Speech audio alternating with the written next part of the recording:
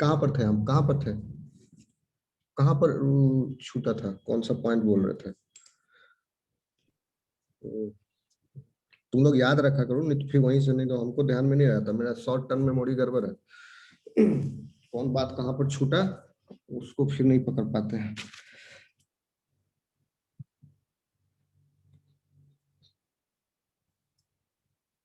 Anyway चलो। Mammals में female reproductive system.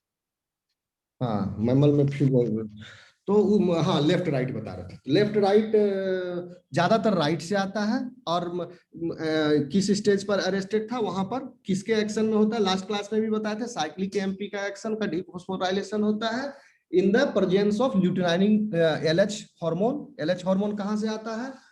LH hormone तो फिर से हम आपको समझाएंगे, अभी और फिर ऊपर जान लीजिए। एलएच हार्मोन आता है पिट्यूटरी से। एलएच हार्मोन क्या है? गोनेडोट्रोपिन है। तो एलएच हार्मोन के एक्शन से वो ग्रोथ फेज में एंटर कर जाता है, आपका प्राइमरी oocyte ग्रोथ फेज में एंटर करता है। तो एलएच अगर नहीं है तो वह रुका रहेगा कहां पर? आपका प्रोफेज के ग्लोटिन स्टेज पर, फर्स्ट में प्रोफेज डिप्लोटिन डिप्लोटिन पे अरेस्ट रहेगा। तो एलएच हार्मोन डिप्लोटिन नहीं है, प्यूबर्टी तक नहीं आता है तो वो उस स्टेज पर रुका रहता है। तो एलएच हार्मोन के साथ साथ एक एफएसएच हार्मोन भी होता है, फॉलिकुलर स्टिमुलेटरी हार्मोन। तो एफएसएच और एलएच दोनों जो है पिट्यूटरी ग्लैंड से आता है। अब पिट्यूटरी ग्लैंड को कौन सिग्नल देता है? गोनाडोट्रोपिन रिलीजिंग हार्मोन, जो कहां से आता है? हाइपोथैलेमस से आता है। ठीक है। तो एलएच एंड एफएसएच जो, आप समझ लीजिए, एलएच के एक्शन से ग्रोथ फेज आगे बढ़ गया, और एफएसएच से क्या होता है कि उसमें फॉलिकुलर ग्रोथ स्टार्ट होता है, ओवम का स्टेब्लिश होता है। और फॉलिकुलर ग्रोथ होने से फॉलिकल से फिर प्रोजेस्टेरोन हार्मोन निकलता है, जो प्रोजेस्टेरोन और एस्ट्रोजन जो है वो ओवरी से निकलता है। तो प्रोजेस्टेरोन जो है वो follicular cell, sorry estrogen zone जो है वो फॉलिकुलर सेल से निकलता है। और उसके बाद जो ग्रोथ पीरियड एंड हुआ, ओव्यूलेशन हो गया, यानी पूरा उसका यूजेनेसिस खत्म होने के बाद ओव्यूलेशन हो गया, फॉलिकुलर रप्चर कर गया। फॉलिकल रप्चर करने के बाद एग निकल गया बाहर, और रिमेनिंग फॉलिकुलर टिश्यूज जो है वो फिर एक कॉम्पैक्ट स्ट्रक्चर फॉर्म कर लेता है, that is like a clot like structure, that is called as corpus luteum. ठीक है, ल्यूटियम। तो ये एलएच का नाम जो है यही ल्यूटियम से आया। ठीक है, एलएच का नाम यही ल्यूटिनाइजिंग हार्मोन है, यही कॉर्पस ल्यूटियम जब फॉर्म कर गया तो कॉर्पस ल्यूटियम फॉर्म करने के बाद वहां से प्रोजेस्टेरोन हार्मोन निकलता है, और प्रोजेस्टेरोन हार्मोन तब तक निकलते रहता है जब तक कॉर्पस ल्यूटियम है।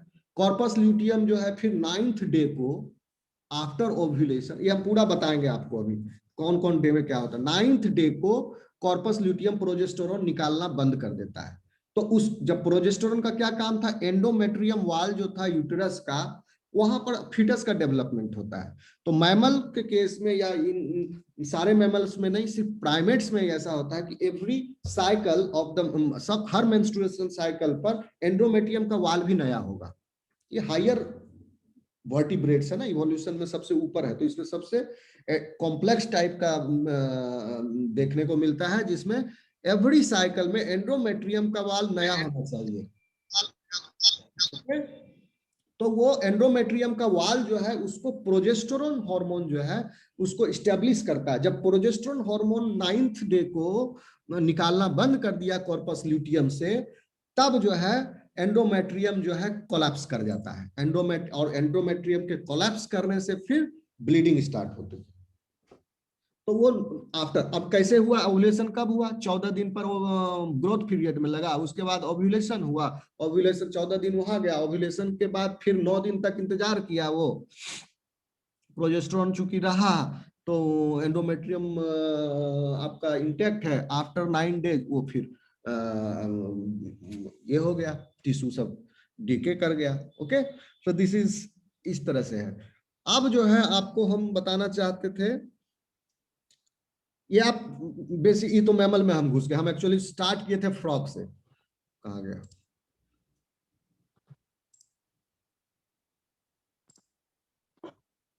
तो फ्रॉग में क्या है, ओविडक्ट सिंपल टाइप का है, सिर्फ एक तो जमा करने का सैक है उसमें, और ज्यादा कुछ है नहीं। तो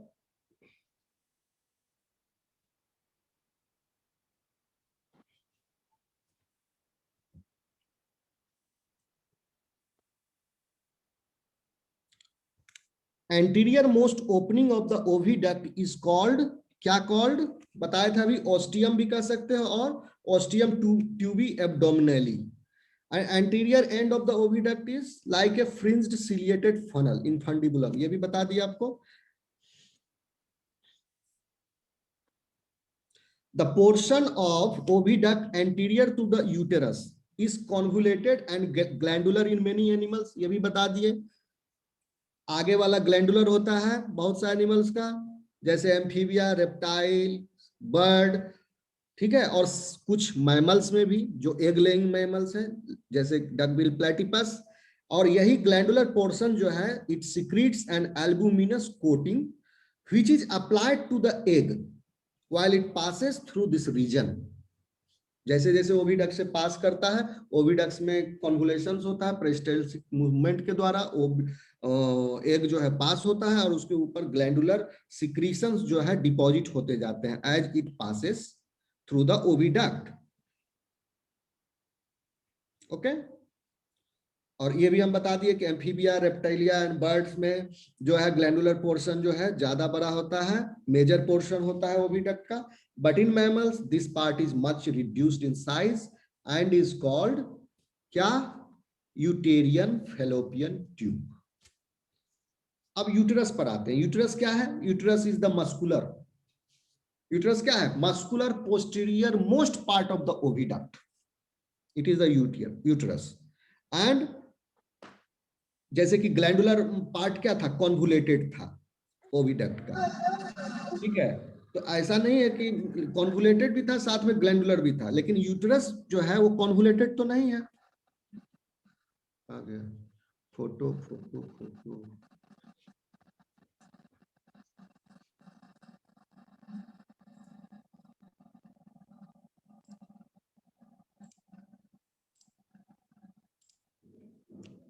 इज इट क्लियर? तो यहाँ पर जो है ग्लैंडुलर, इसमें भी ग्लैंडुलर पोर्शन है, दिस इज नॉट, यूटेरस में भी आपका ग्लैंडुलर फंक्शन है and it has also the property, और इसका सबसे मेन काम क्या है? It has the property of expanding into large chamber. क्यों जरूरी है लार्ज चैम्बर में? क्योंकि वहां पर डेवलपिंग एग है या इम्ब्रियो है जिसका डेवलपमेंट हो रहा है, और जब डेवलपमेंट हो रहा है तो साइज क्या होता है? मेनी फोल्ड हो जाता है, छोटा सा से बहुत बड़ा हो जाता है साइज। तो इसका वाल भी जो है उतना इलास्टिसिटी होना चाहिए। In frog and toad, uterus is mainly concerned with the physiological ripening of eggs. Frog और toad में तो वहां पर डेवलपमेंट हो नहीं रहा है क्योंकि फर्टिलाइजेशन एक्सटर्नल है, तो वहां पर सिर्फ यूटरस जो है is involve for the storage of that eggs, और उसका फिजियोलॉजिकल राइपनिंग होता है ताकि एक large number of eggs are can be liberated while spawning. Spawning कहते हैं जब फ्रॉग मेट करता है तो स्पाउन होता है। ओके, तो अब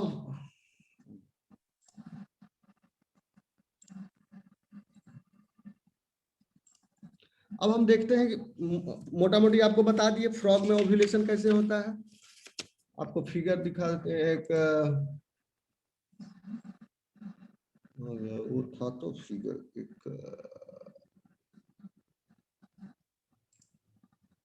ओव्यूलेशन का था,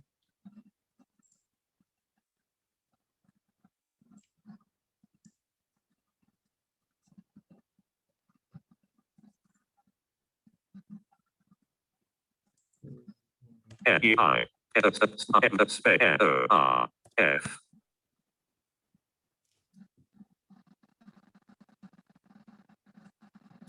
G.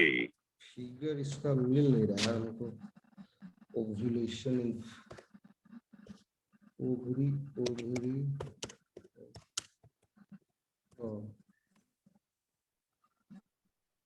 ओवरी ऑफ फ्रॉग आपको दिखा है। हाँ, ये मोटा मोटा कुछ ठीक है।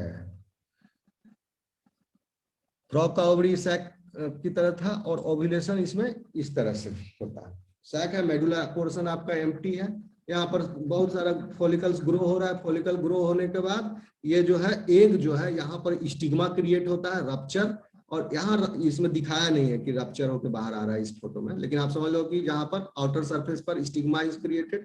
स्टिग्मा क्रिएट होने से पहले वो जो ओवरी का सरफेस है वो पहले ए वैस्कुलर होता है, यानी वहां से ब्लड वेसल्स सब जो है वो एपोप्टोसिस होकर के वहां से डिग्रेड हो गया, ताकि जब रप्चर हो तो उसमें ब्लड कम से कम बहे। यही चीज ह्यूमंस में भी होता है, आप इससे कंफ्यूज मत करना। मेंस्ट्रुएशन में जो ब्लड आता है that is from the endometrium, okay. और जब ओव्यूलेशन होता है, ओवरी जब फटता है, वहां से जब एग बाहर आता है तो वहां से भी बहुत ही टाइनी अमाउंट ऑफ ब्लड निकलता है, जो कि फिर बॉडी कैविटी में ही वो डाइजेस्ट कर लिया जाता है, मतलब उसको डिग्रेड कर दिया जाता है, ब्लड नहीं आता, लेकिन tiny fraction of blood also comes, ये ड्रॉप ऑफ ब्लड। तो यहाँ अगर ए वेस्कुलर नहीं होता तो चूंकि ओवरी काफी वेस्कुलर होता है तो बहुत ज्यादा ब्लड आ जाता। तो पहले ए वेस्कुलर हुआ, ए वेस्कुलर होने के बाद यहाँ का एरिया थोड़ा सा थिन हुआ, थिन होने के बाद वहां पर एपोप्टोसिस हुआ, रप्चर हुआ, रप्चर क्रिएट हुआ। रप्चर क्रिएट होने से पहले वहां उस प्रोसेस उसको वहां को स्टिग्मा बोलते हैं, जहां से रप्चर होता है। और रप्चर और साथ ही साथ यहाँ पर आपका कुछ मसल फाइबर्स भी है, मसल सेल्स भी होते हैं। तो मसल सेल्स कॉन्ट्रैक्ट, रप्चर होने के बाद मसल सेल्स कॉन्ट्रैक्ट करेगा, तो इसी स्टिग्मा और ओपनिंग से जो है आपका ओवरी इसको थीका इंटरना बोलते हैं, जिसमें मसल होता है यहाँ पर, और थीका इंटरना में रप्चर होने के बाद कॉन्ट्रैक्ट होता है, जिससे ओवरी से ये एग जो है बाहर आ जाता है।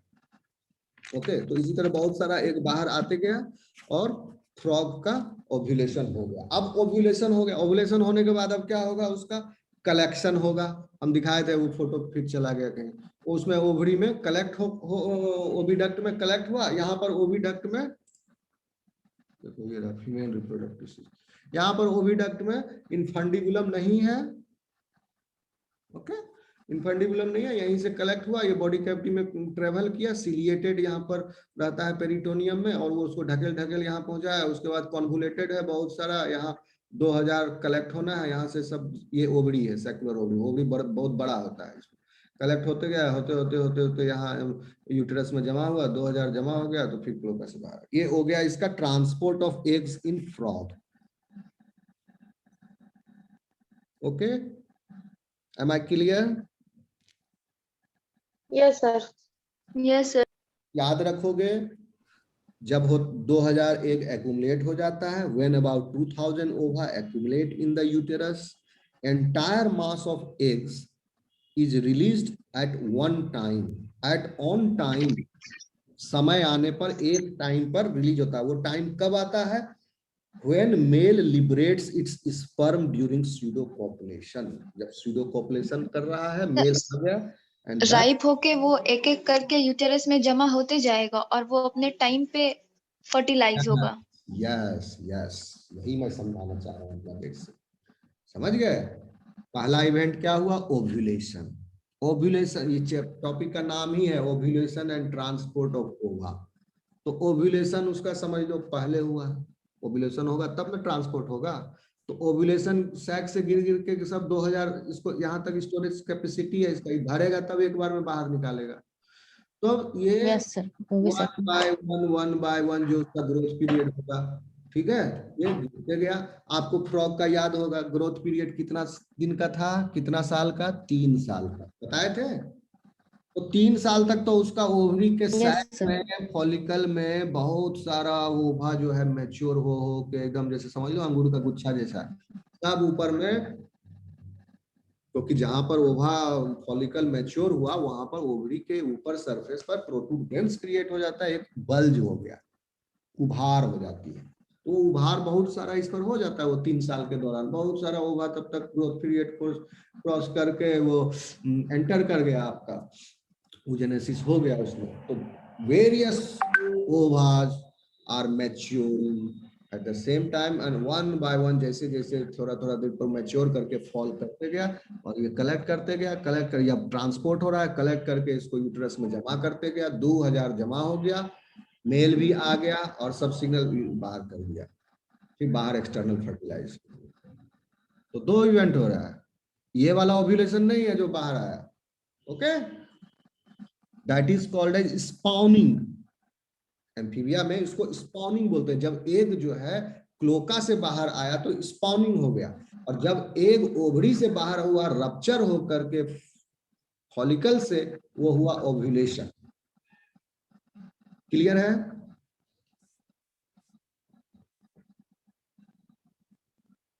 क्लियर है? Yes sir.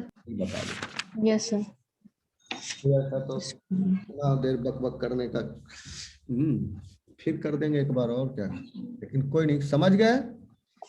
अब आपको हम थोड़ा एक दिखा देते हैं फिश में कैसे होता है, इलास्मो ब्रांच फिश में दिखा देते हैं, उसमें भी मिलता जुलता है लगभग।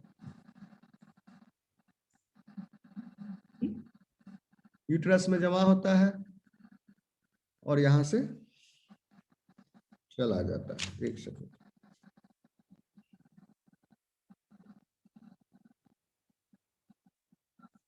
the uterine portion may unite either directly with cloaca as in frog में डायरेक्टली क्लोका से होता, और with the vaginal canal in fishes, reptiles and birds.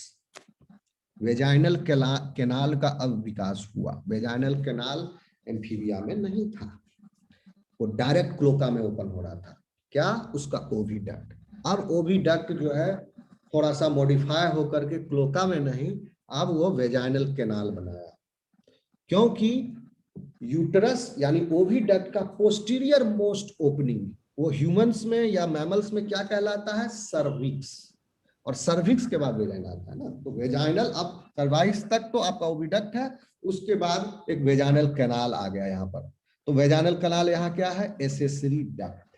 Vaginal canal क्यों आया? क्योंकि इसके मेल काउंटर पार्ट के पास फैलस था, या कोपुलेटरी ऑर्गन कह लो, इंट्रोमिटेंट ऑर्गन था, और फर्टिलाइजेशन अब इंटरनल होगा। तो जब फर्टिलाइजेशन जब इंटरनल होगा तब वेजाइनल कैनाल की जरूरत पड़ेगी, ठीक है। और इसी तरह रेप्टिलिया में भी होता है। अब हम देखते हैं रेप्टिलिया में होता है, तो अब आप समझ लो रेप्टिलिया में ओव्यूलेशन कैसे हो रहा है। सेम है और लगभग इसी के जैसा है, ठीक है। तो लेकिन रेप्टिलिया में सेकुलर ओवरी नहीं होता है, ओके। ये सेकुलर ओवरी नहीं है, ये सब कॉम्पैक्ट ओवरी है, दिख भले रहा है ऐसा सेकुलर ओवरी। सेकुलर ओवरी सिर्फ एम्फीबिया में होता है, only in amphibia, okay.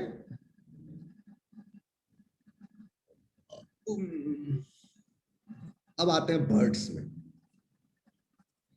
Birds में क्या होता है?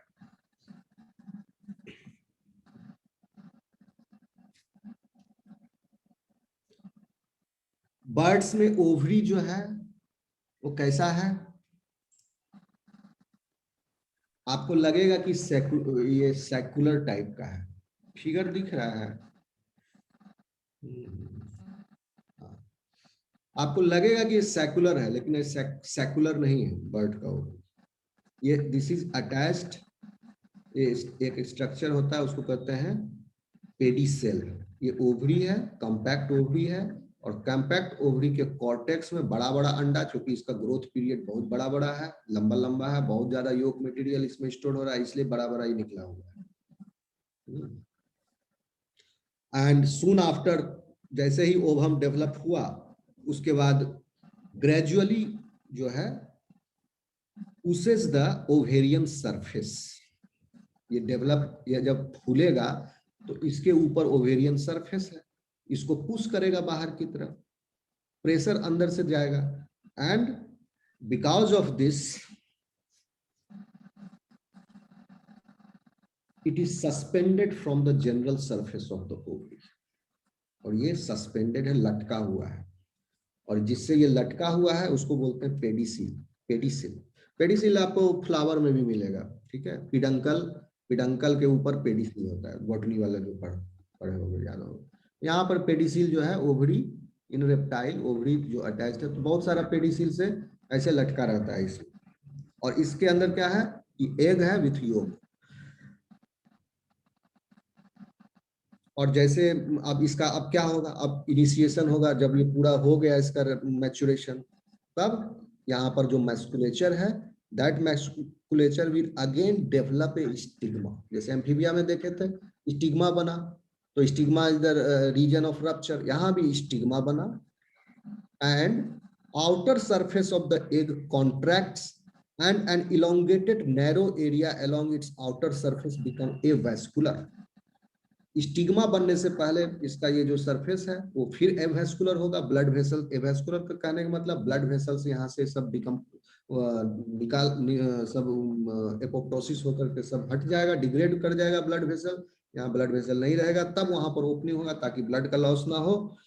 And then a rupture area is form, and where this avascular area is present, the ovarian surface ruptures। जहां पर avascular एरिया होगा वहीं पर रप्चर होगा, and it allows the egg to leave the ovary, and it is called as rupture area or the stigma, or sometimes it is also called as cicatrix। उतना याद नहीं रखो, स्टिग्मा याद रखो, क्योंकि स्टिग्मा सब में बोल रहे हैं, एम्फीबिया में बोल रहे हैं, रेप्टिलिया में बोल रहे हैं, एव्स में भी बोल रहे हैं, फिश में भी कह रहे हैं, स्टिग्मा सब में कॉमन टर्म है। मैमेलिया में नहीं कह रहे हैं, मैमेलिया में दूसरा चीज बोले। तो ग्रेजुअली जो है ये स्टिग्मा जो है वाइडन होता है, बड़ा होता है, स्लिट फॉर्मेशन होता है, और एग जो है बाहर आ जाता है।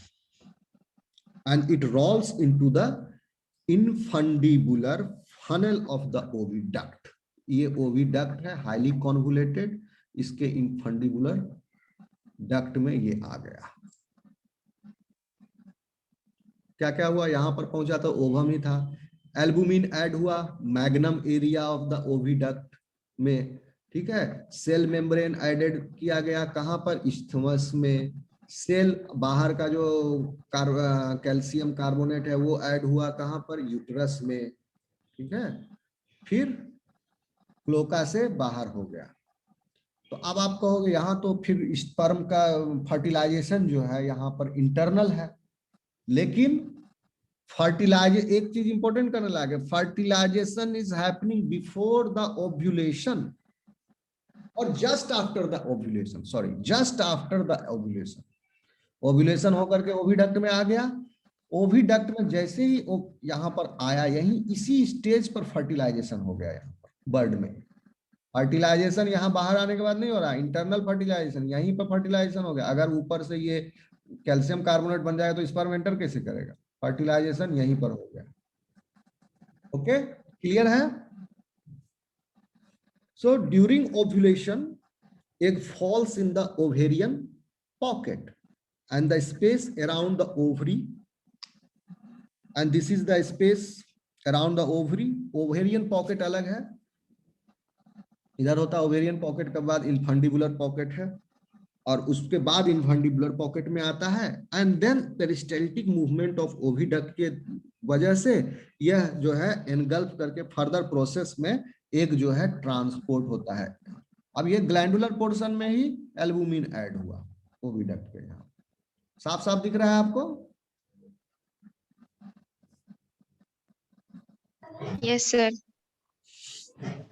तो यहां तक हम पढ़ लिए ओव्यूलेशन किसमें किसमें, बर्ड्स में, एम्फीबिया में, रेप्टिलिया में भी देख, रेप्टिलिया एम्फीबिया ऑलमोस्ट नहीं ऑलमोस्ट सेम है, अलग अलग है, लेकिन मोटा मोटी अभी हम फ्रॉग में देखे हैं, बर्ड में बता दिए। अब इसके बाद हम मैमल में बताएंगे आपको, ठीक है। मैमल में कैसे होता है,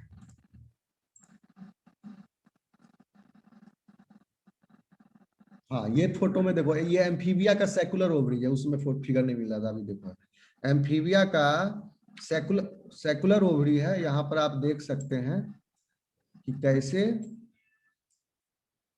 फॉलिकल जो है ग्रो हो रहा है। ये एरिया जो वेस्कुलर हुआ, यहाँ क्योंकि ये ग्रोथ पीरियड के बाद एग का साइज बहुत बड़ा हो गया ओवा का, इसलिए ये एग सेल बड़ा है, ओवा इज लार्जर, लेकिन इसके किनारे छोटा छोटा छोटा छोटा जो है फॉलिकल सेल्स है इनसाइड, वो सब बहुत छोटा है ना, फॉलिकल सेल्स है।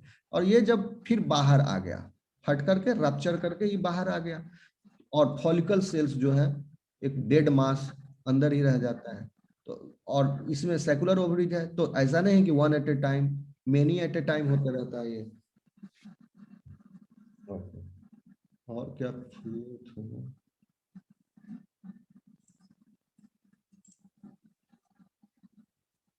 रेप्टाइल्स एंड बर्ड्स में बता ही दिए कि जब ये ग्लैंडुलर पोर्शन से कवर कर रहा है, तब यहाँ पर देखो एग का जो है ये मोटा रहा है, और पहले तो था ही मोटाया हुआ, और ज्यादा मोटाया यहाँ पर, क्योंकि पूरा डेवलपमेंट जो है एनिमल का एग के ही अंदर है, होना है, वो ओविपेरस है।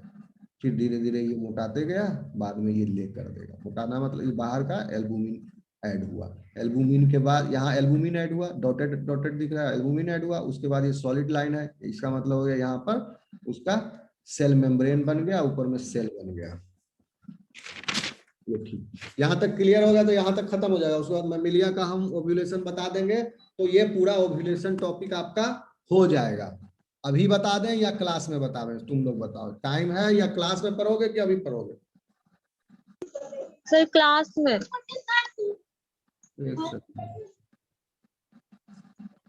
क्लास में या अभी पढ़ोगे तो अभी का फायदा ये होगा कि फोटो बढ़िया सर बढ़िया। अभी डायग्राम्स है सर। हाँ सर, अभी क्लियर कर दीजिए। क्लास में पढ़ोगे तो हम उतना बढ़िया नहीं है, हमको डायग्राम उतना अच्छा नहीं करता। हम मेहनत करेंगे तो बना देंगे, टाइम कंज्यूमिंग प्रोसेस हो जाएगा। बस दो ठो फोटो है, देख लो, इसी को हम समझ लो तो समझा देंगे पूरा, ज्यादा कुछ नहीं। और बहुत सारा चीज आपको पहले से भी पता है इसका, है ना। ये फोटो देखे होगे बहुत बार। नहीं नहीं नहीं, ये फोटो नहीं अभी आप लोगों को भेजो, सॉरी। अब मैं आपको शेयर कर रहा हूँ ये फिगर, देखे हो ना? Yes sir. हाँ, क्या है ये? This is the longitudinal section of ovary. ये पूरा ओवरी का सेक्शन है। अब आप देखिए, बहुत सारा आप देख रहे होंगे, फॉलिकल इज इन ग्रोइंग और मैच्योरिंग स्टेज। ठीक है, इस सब के अंदर oogenesis चल रहा है या अरेस्ट है। अगर ये देखो ग्रो हो रहा है, अगर ये ग्रो हो रहा है तो इसका मतलब यहाँ ग्रोथ पीरियड चल रहा है, तो यहाँ पर oogenesis अरेस्टेड नहीं है। लेकिन बहुत सारा देखोगे जैसे प्राइमोर्डियल फॉलिकल्स है, ये सब दिख रहा है आपको फिगर में? क्लियर है? Yes sir. या और बड़ा करें? ये दिख रहा है प्राइमोर्डियल फॉलिकल्स। तो these primordial follicles are the follicles in which ova inside that follicle is arrested at the prophase 1 or at the diplopytine stage। यहाँ पर स्टेज स्टॉप है, इसलिए प्राइमोर्डियल फॉलिकल है, इसका ग्रोथ नहीं हो रहा है, ये stop. But some primordial follicle cells upon the action of luteinizing hormone, ठीक है, इसलिए नाम उसका ल्यूटिनाइजिंग हार्मोन है, क्योंकि इस हार्मोन के एक्शन से कॉर्पस ल्यूटियम का फॉर्मेशन हो जाता है। कॉर्पस ल्यूटियम ये वाला है। क्यों कॉर्पस ल्यूटियम का फॉर्मेशन हुआ? ल्यूटिनाइजिंग हार्मोन ही तो इसको अरेस्ट से हटाया, ताकि वो आगे उसका फर्दर एग का डेवलपमेंट हो सके। ठीक है, ल्यूटिनाइजिंग हार्मोन ही ना अरेस्ट को आया, ताला हथकड़ी खोला इसका, है कि नहीं? इसीलिए इसको ल्यूटिनाइजिंग हार्मोन नाम दिया गया। तब ये फॉलिकल अब जो है 14 दिन तक फॉलिकल ग्रो करेगा। ये ह्यूमन का है, 14 दिन तक ये फॉलिकल के अंदर उस साइड जो है ग्रोथ पीरियड में रहेगा। ठीक है, फॉलिकल क्यों ग्रोथ कर रहा है? किसके एक्शन से? Due to the action of luteinizing hormone and FSH also, follicle stimulating hormone. Developing follicle है, इसमें ग्रोथ पीरियड चल रहा है। सेकेंडरी ओवम बना, यहाँ सेकेंडरी ओवम बनने के बाद ये अब हैप्लॉइड हो गया, यानी अब यहाँ पर आपका ग्रोथ पीरियड स्टॉप हो गया यहाँ तक। इधर प्रॉपर लेवल करोगे ना आपको जब समझ में आएगा। ग्रोथ पीरियड, सेकेंडरी ओवम का मतलब ग्रोथ पीरियड स्टॉप। अब ये ग्रो नहीं हो रहा, अब ये रप्चर करेगा। इसी को बोलते हैं मैच्योर ग्राफियन फॉलिकल। तो ग्रोइंग फॉलिकल को मैमल्स में ग्राफियन फॉलिकल कहते हैं। अब ये रप्चर होगा, रप्चर होने के बाद जो रप्चर होगा, ठीक है, फिर ये एरिया जो है एवेस्कुलर हो जाएगा, थीन होगा। थीन होने के बाद proteolytic enzymes will dissolve it and A stigma और द ओपनिंग और विल बी फॉर्म्ड हियर। उसके बाद एग, सिर्फ एग, ओके, बाहर निकलेगा। बाहर आया, यहां पर कलेक्ट करने के लिए तैयार बैठा है इनफंडिबुलम ओविडक्ट का। उसके बाद जो रिमेनिंग फॉलिकल है, ग्राफियन फॉलिकल, वो जो है रिड्यूस्ड हो जाता है एक स्ट्रक्चर में जो कि कॉर्पस ल्यूटियम। इसमें ब्लड क्लॉट है and it is a dead tissue also. And this dead tissue, but some of the cells of the corpus luteum will give rise to आपका क्या, कौन सा हार्मोन, कौन सा हार्मोन, प्रेगनेंसी स्टेबलाइजिंग हार्मोन और progesterone. नाम उसका प्रोजेस्टेरॉन क्यों हुआ, क्योंकि ये प्रेगनेंसी को स्टेबलाइज करता है। अगर प्रोजेस्टेरॉन नहीं होगा तो फीटस का इम्प्लांटेशन ही नहीं होगा। तो प्रेगनेंसी फीटस के इम्प्लांटेशन के लिए हार्मोन की जरूरत है जिसका नाम है प्रोजेस्टेरॉन। तो प्रोजेस्टेरॉन अब चाहिए, चूंकि ओव्यूलेशन हो गया है तो अब रेडी है ये प्रेगनेंसी के लिए। तो प्रेगनेंसी के लिए जब रेडी होगा तो प्रोजेस्टेरॉन हार्मोन की, प्रोजेस्टेरॉन हार्मोन पहले नहीं है क्योंकि प्रोजेस्टेरॉन हार्मोन निकल रहा है सिर्फ आपका कॉर्पस ल्यूटियम से ही। यहां ये एक रिलीज हुआ, ओव्यूलेशन हुआ, फॉलिकल जो है कॉर्पस ल्यूटियम बन गया। कॉर्पस ल्यूटियम अब निकालने लगा क्या, प्रोजेस्टेरॉन। यही कॉर्पस ल्यूटियम का फॉलिकुलर सेल्स पहले क्या कर रहा था, ईस्ट्रोजन भी निकाल रहा था। अब क्या कर रहा है, ईस्ट्रोजन भी कर रहा है, प्रोजेस्टेरॉन भी कर रहा है। प्रोजेस्टेरॉन से क्या होता है, एंडोमेट्रियम। आपको आज सुबह मैंने एक पीडीएफ सेंड किया है, किसी ने पढ़ा है वो? ये सर देखे थे। देखे थे sir. सर, पर यस सर, पढ़े नहीं। हाँ, सिर्फ देखने के लिए नहीं दिए है ना, पढ़ने के लिए दिए हैं, हाँ हाँ सर, सर, है ना? उसको सर आप सब एक में ही बताया सर, हार्मोन सब हाँ सारे को। connect हो रहा है, पूरा तुम में समझ जा जाओगे। 1 2 3 4 हम्म। 5 6 7 7 गो स्टेप है उसमें, हर स्टेप को पढ़ लो समझ जाओगे कैसे कैसे हो रहा है ओव्यूलेशन और ट्रांसपोर्ट। तो कॉर्पस हार्मोन वगैरह भी उस सब का जिक्र है उसमें।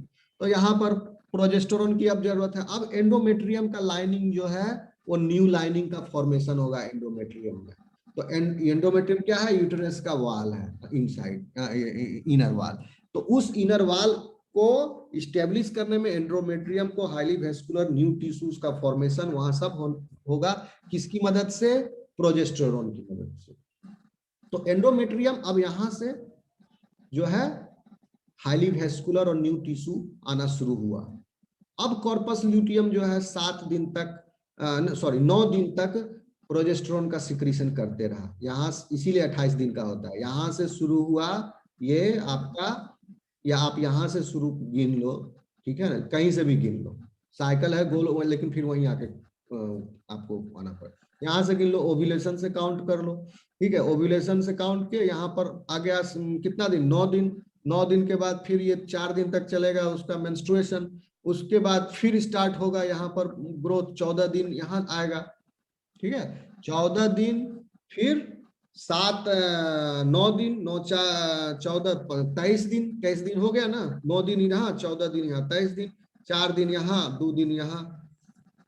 अब इसमें थोड़ा बहुत वेरिएशन भी रहता है, 23 4 दिन या 3 दिन यहाँ, 2 दिन यहाँ, ऐसे आगे पीछे भी कुछ कुछ अंतर रहता है, ठीक है। तो ये हो गया आपको।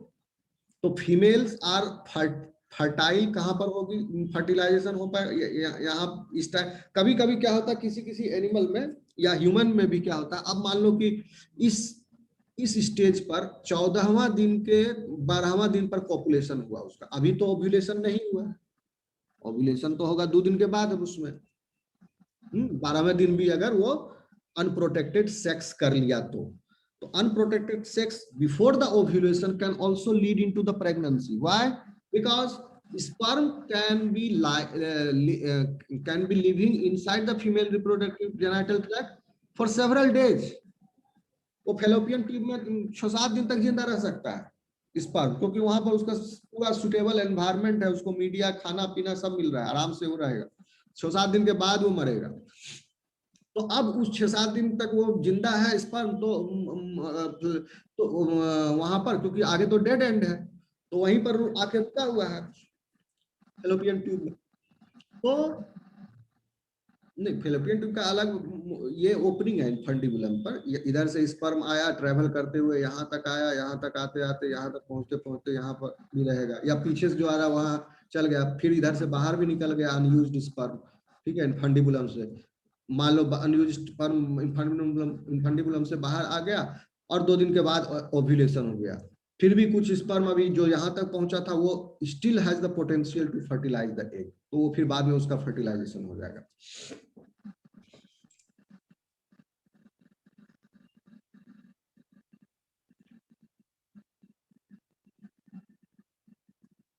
अब क्या होगा, कॉर्पस ल्यूटियम, इसको फिर से आप समझ लीजिए। देखिए अब ये हार्मोन का एक्शन हम बता दिए, ये मैकेनिज्म ऑफ, आप एग्जाम में आएगा तो लिखोगे, इसको बनाओगे कैसे है, ठीक है। हाइपोथैलेमस रिलीज किया gonadotropin releasing hormone, and then gonadotropin releasing hormone is acting on pituitary gland which is releasing then ये गोनेडोट्रोपिन्स कौन कौन सा है, LH and FSH gonadotropin release किया, and this gonadotropin LH FSH जो है ओवरी के ऊपर वर्क किया, ठीक है। ओवरी में LH जो है वहां से फिर आगे बढ़ाया सेल ग्रोथ फेज को, FSH जो है फॉलिकल का ग्रोथ बढ़ाया, एंड देन अब जो है जब फॉलिकल का ग्रोथ स्टार्ट हो गया LH और FSH के कॉम्बिनेशन से, देन आपका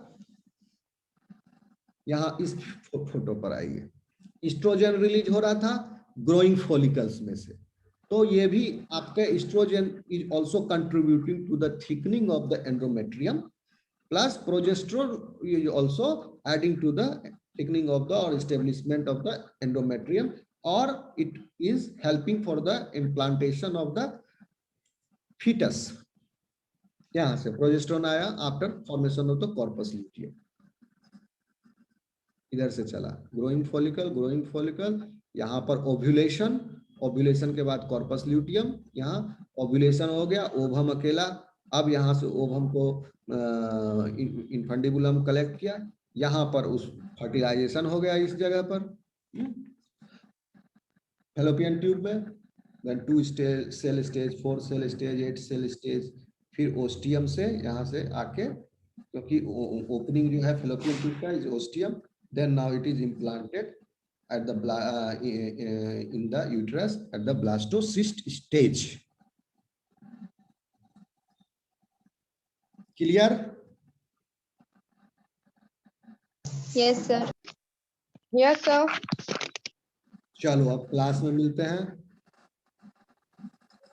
कितने बजे होगी? असल लेट आना, एक मीटिंग है हमको, है ना। ऐसा करो आप लोग 12 बजे आओगे 12 बजे? ओके हाँ सर। सर। 12 बजे क्लास, हाँ 12 बजे, ज्यादा लंबा Yes, sir. नहीं, 1 घंटा का क्लास लेंगे, ज्यादा नहीं, ठीक है। सर आपके बाद फिर बिरला सर भी क्लास लेंगे ना? हाँ शायद लेंगे। ठीक है सर। सर क्योंकि हेलो। आज आओगे तो हो सकता है हम ये जो लास्ट